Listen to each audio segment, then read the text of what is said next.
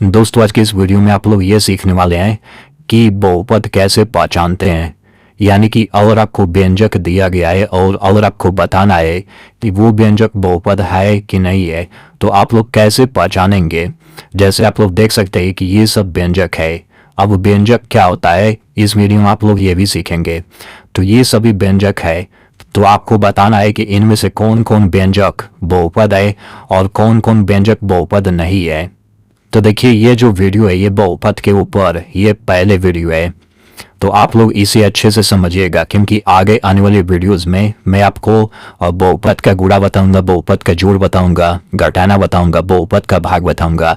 तो अगर आपको ये नहीं समझ में आएगा तो फिर आगे आने वाले वीडियोस में थोड़ा दिक्कत हो सकता है। और ये जो है बहुपद का एकदम बेसिक वीडियो है। अगर आपको बहुपद के बारे में कुछ भी नहीं आता है तो भी आप लोग इस वीडियो को देखिए, आपको अच्छे से समझ आ जाएगा। तो चलिए वीडियो शुरू करते हैं। तो देखिए सबसे पहले तो हम लोग ये समझ लेते हैं कि चर क्या होता है, अचर क्या होता है। तो देखिए मैं आपको जितना भी चीज़ें समझाऊंगा आप लोग उसे ध्यान से समझिएगा, क्योंकि अगर आप ये सब चीज़ समझ जाते हैं तो फिर आप बहुपद पहचान जाएंगे, ठीक है ना। तो ये सब आप समझिए अच्छे से। तो सबसे पहले हम ये समझ लेते हैं कि चर क्या होता है, अचर क्या होता है। तो देखिए बहुपद को बोलते हैं पोलिनोमियल इंग्लिश में, चर को इंग्लिश में कहते हैं वेरिएबल, ठीक है। तो चर होता क्या है, तो देखिए इंग्लिश में पूरे कितने लेटर होते हैं, पूरे 26 लेटर होते हैं। यानी कि ए बी सी डी ऐसे करके पूरा एक्स वाई जेड काउंट करेंगे तो पूरे 26 लेटर होते हैं।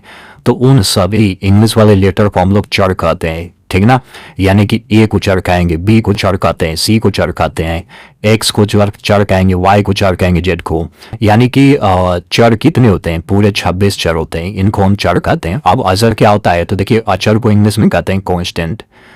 अब देखिए जितनी भी संख्याएं मौजूद हैं, मतलब इस दुनिया में जितनी भी संख्याएं मौजूद हैं उन सभी संख्याओं को हम लोग अचर कहते हैं।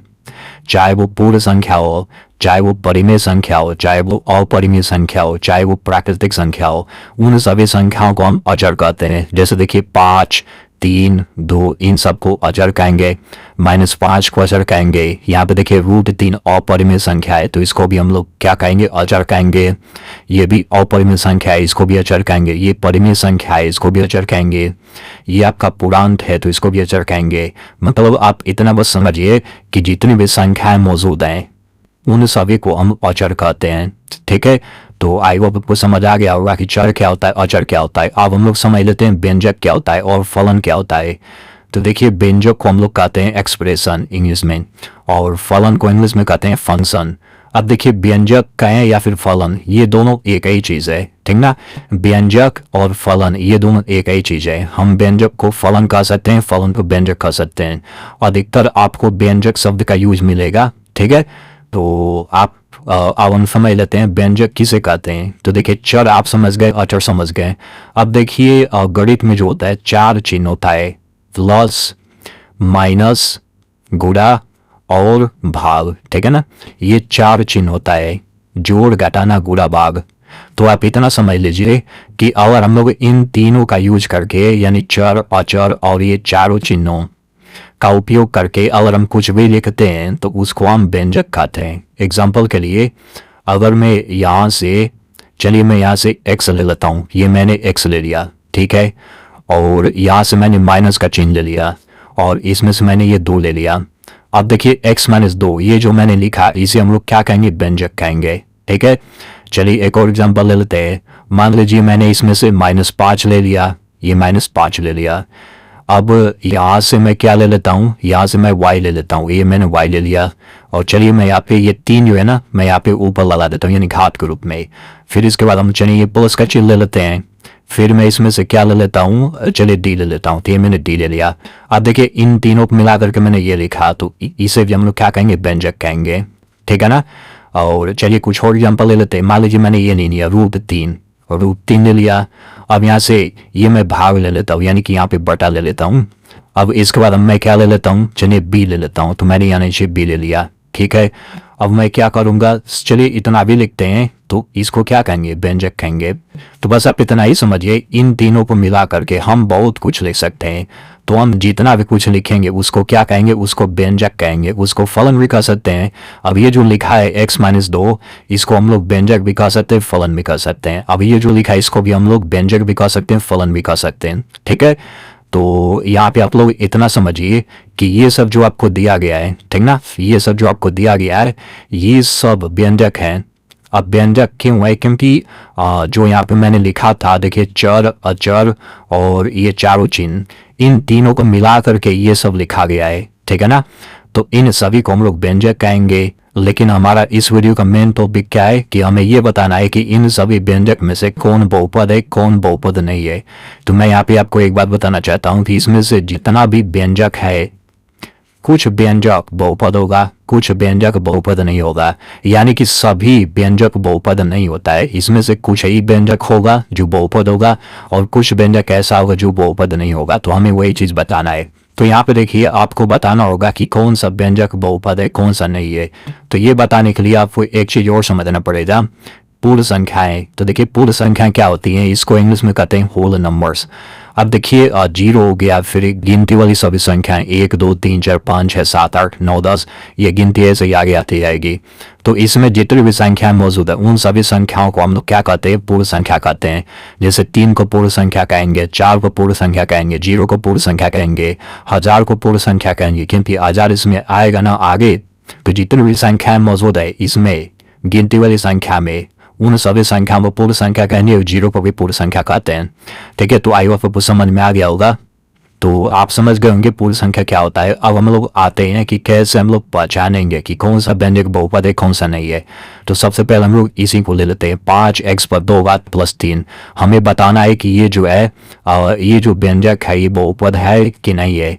तो देखिए आपको बहुपद बताने के लिए आपको दो चीज देखना पड़ता है। क्या क्या चीज, मतलब 2 स्टेप में आपको पता करना रहेगा कि वो बहुपद है कि नहीं। तो देखिए पहला स्टेप में आपको क्या देखना रहेगा, आपको देखना होगा कि बटा के नीचे चर तो नहीं है। अब यहाँ पे एक चीज और समझ लीजिए, जब भी मैं चर बोलूंगा, जब भी मैं चर शब्द का यूज करूंगा तो आपके दिमाग में अंग्रेजी का लेटर कोई एक लेटर आना चाहिए, या तो एक्स या तो वाई, चाहे ए बी सी कुछ भी। मतलब चर शब्द का मतलब आपके दिमाग में इंग्लिश का कोई एक लेटर आना चाहिए, और अचर शब्द जब भी मैं बोलूँ आपके दिमाग में कोई एक संख्या आना चाहिए, ठीक है ना। तो देखिए 2 स्टेप में आपको देखना रहेगा। सबसे पहला आपको क्या करना रहेगा, देखना रहेगा कि बटा के नीचे चर तो नहीं है। यानी कि अगर बटा के नीचे चर है तो सबसे पहले उसको हम लोग ऊपर करते हैं। जैसे इसमें देख लीजिए बटा के नीचे यहाँ देखिए वाई चर है, तो इसको सबसे पहले ऊपर करेंगे। तो ऊपर करने का भी रोल होता है, हम लोग अभी समझेंगे। इसमें देख लीजिए, इसमें बटा के नीचे यहाँ पे चर है तो इसको ऊपर करेंगे। इसमें भी देख लीजिए, यानी कि सबसे पहला काम क्या करना रहेगा, हमें देखना रहेगा कि बटा के नीचे चर अगर है तो उसको सबसे पहले ऊपर करेंगे, ठीक है ना। अब दूसरा स्टेप में क्या करना रहेगा कि हमें जहां जहां पर चर है उस पर घातों को देखना रहेगा। फिर से सुन लीजिए, जहां जहां पर चर है उस पर घातों को देखना रहेगा। अगर चर पर सभी घात पूर्ण संख्या है तो वो बहुपद होगा, अगर चर पर सभी घात पूर्ण संख्या नहीं है तो वो बहुपद नहीं होगा। तो हम लोग इसे एग्जाम्पल से समझेंगे तो और अच्छे से समझ आएगा। जैसे इसको देख लीजिए, तो इसमें सबसे पहले बटा के नीचे चर नहीं है, तो हम सीधे दूसरा स्टेप में आएंगे कि हम लोग केवल चर पर घात को देखेंगे। तो देखिए यहाँ पे चर x है, तो यहाँ पे कितना घात है, 2 घात है, तो यहाँ पे आप लिख लीजिए। अब देखिए 2 जो होता है ये पूर्ण संख्या होता है, मैंने आपको बता दिया। तो देखिए जब 2 पूर्ण संख्या है यानी कि ये बहुपद हो जाएगा, ठीक है ना। देखिए इस वीडियो में हम लोग ये भी सीखेंगे कि बहुपद का घात कैसे पता करते हैं, बहुपद की घात क्या होता है, हम लोग ये भी सीखेंगे। तो चलिए अब हम लोग इस दूसरे वाले क्वेश्चन पे आते हैं। तो इसमें देखिए y पर 5 घात है प्लस 7 y है, ठीक है ना। हमें बताना है कि ये बहुपद है कि नहीं। तो सबसे पहला स्टेप क्या करना रहेगा, बटा के नीचे चर है तो ऊपर करना रहेगा। तो देखिए इसमें बटा के नीचे चर नहीं है, तो दूसरा स्टेप में आएंगे तो हम लोग देखेंगे चर जहां जहां पर इस पर घात को देखेंगे। तो देखिए चर यहाँ पे, चर यहाँ पे है, यहाँ पे कितना घात है, 5 घात है, और यहाँ पे कितना घात है। तो देखिए जब कुछ भी घात न रहे तो 1 मान के चलते हैं, तो यहाँ पे 1 घात है, तो यहाँ पे देखिए चर दो जगह है और दोनों जगह 5 घात है फिर 1 घात है, तो आप देख सकते हैं 5 और 1 ये दोनों एक क्या है, दोनों एक पूर्ण संख्या है। यानी कि मैंने आपको क्या कहा कि चर पर अगर सभी घात पूर्ण संख्या है तो वो बहुपद होता है। तो देखिए 5 और 1 दोनों पूर्ण संख्या होता है तो ये बहुपद है। अब इसको देख लेते हैं, तो देखिए ये बहुपद है कि नहीं। तो देखिए सबसे पहला काम क्या करेंगे, बटा के नीचे अगर चर है तो उसको सबसे पहले ऊपर करना पड़ता है, ठीक है ना। तो ऊपर करने का रूल होता है, वो रूल क्या होता है चलिए हम लोग उसे सबसे पहले समझ देते हैं। तो देखिए रूल क्या होता है, यहाँ पे आप लोग देख लीजिए, अगर 1/y पर 3 घात है तो इसको हम क्या लिखेंगे, y पर -3 घात, यानी कि यहाँ पे 3 घात था, जब ऊपर जाएगा तो ये -3 घात हो जाएगा, यानी इसको इतना लिख सकते हैं। अब देखिए अगर 4/y पे 3 घात लिखा है तो इसको ऐसे लिख सकते हैं, 4 हो जाएगा y पर -3 घात, यानी कि यहाँ पे प्लस था तो ऊपर माइनस हो जाएगा। अब यहाँ पे देखिए इसको क्या लिख सकते हैं, 1/y पर -5 घात, तो ये जब ऊपर जाएगा तो y पे +5 घात हो जाएगा, ठीक है ना। अब इसको देख लीजिए, तो यहाँ पे देखिए 3/y पर -2 घात है तो ये ऊपर जाएगा तो y पे +2 घात हो जाएगा। इसको देख लीजिए 5/y पर -4 घात है तो ऊपर जाएगा तो 5 और y पर 4 घात हो जाएगा। यानी कि आप यहाँ से एक रूल समझ सकते हैं कि अगर बटा के नीचे चर पर जितना घात रहता है ऊपर जाता है तो हम उतना ही लिखते हैं, लेकिन बस चिन्ह बदल जाता है। जैसे कि 3 है तो -3 हो जाएगा, यहाँ पे 3 है तो -3 हो जाएगा, -2 है तो प्लस हो जाएगा, तो ये रूल होता है, ठीक है ना। तो उसी रूल का उपयोग करके हम लोग चलिए इसको हल करते हैं। तो ये हो जाएगा y³ और माइनस ये हो जाएगा 3y पर -2 घात, ठीक है। तो सबसे पहला स्टेप हमने ये कर लिया कि हमने ऊपर कर लिया। अब क्या करेंगे, जहाँ जहाँ पे चर है हम उसको घातों देखेंगे उस पर।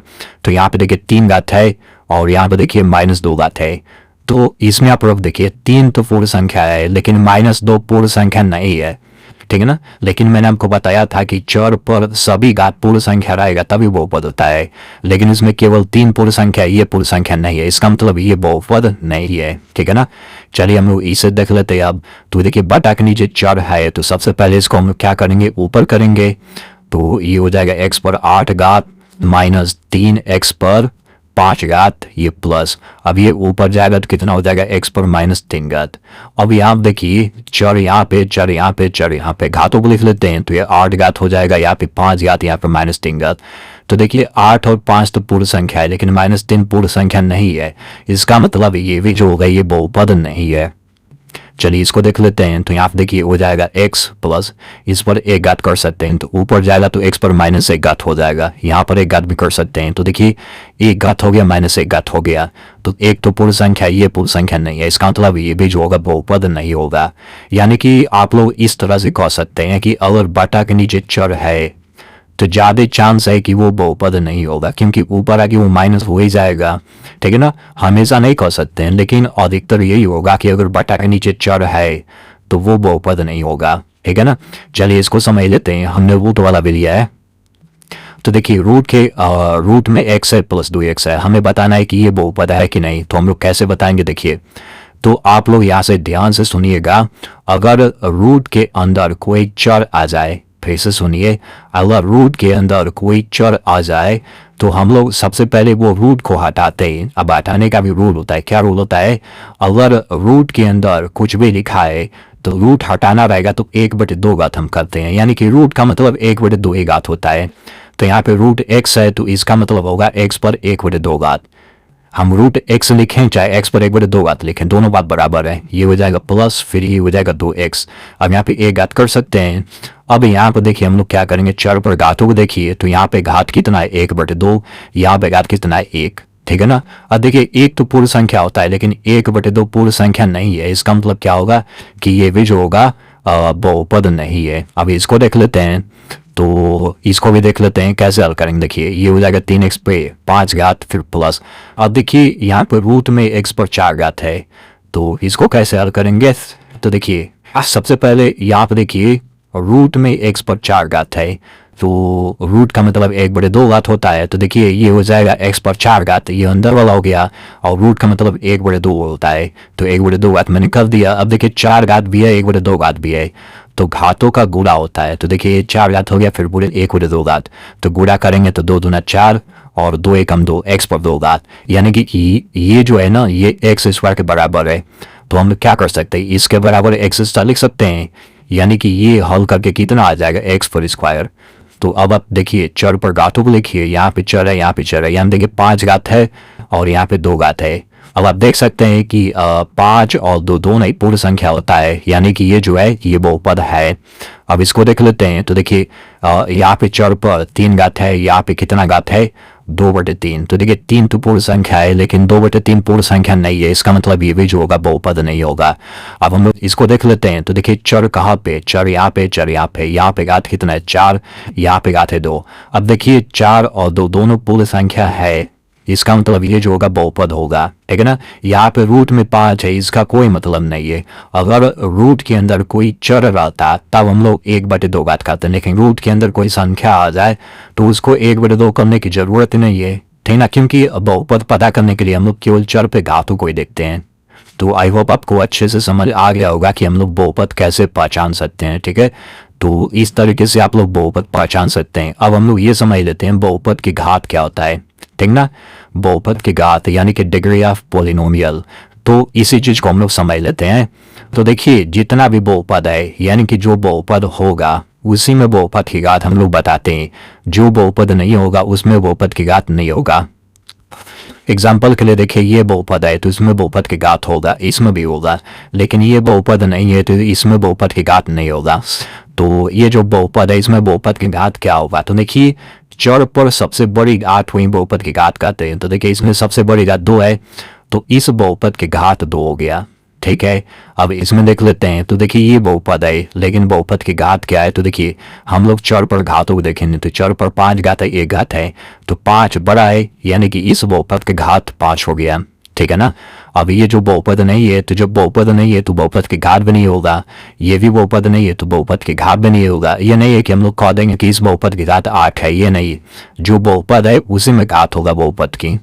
इसको देख लेते, ये बहुपद नहीं है तो घात भी नहीं होगा, ये भी नहीं है तो इसमें घात नहीं होगा, ये बहुपद है तो इसमें बहुपद की घात होगा। तो देखिए यहाँ पे मैंने चर पर 5 घात किया 2 घात किया, तो 5 बड़ा है यानी इस बहुपद का घात 5 है, ये आंसर हो जाएगा। ये बहुपद नहीं है तो घात नहीं होगा। अब इसको देख लेते हैं, तो सबसे बड़ी घात 4 है तो इस बहुपद की घात 4 हो गया। तो चलिए हम लोग इतना समझ नहीं, अब मैं आपको एक सवाल दे देता हूँ। तो देखिए सवाल क्या है, आप लोग इसे हल करके जरूर बताइएगा। यहाँ पे मैंने 2 सवाल लिया है, ठीक है ना, मैंने 2 व्यंजक लिया हुआ है, आपको बताना है कि इन दोनों व्यंजक में ये बहुपद है कि नहीं है और ये बहुपद है कि नहीं है, बस आपको इतना ही बताना है। तो देखिए इतना सरल तरीके से मैंने आपको समझा दिया। तो मैं आपसे केवल एक चीज़ मांगना चाहूँगा कि आप लोग इस वीडियो को एक लाइक कर दीजिए और इस वीडियो को अपने दोस्त के साथ जरूर शेयर करिएगा, क्योंकि अगर आपको समझ आ गया है तो उन्हें भी समझ में आ जाएगा।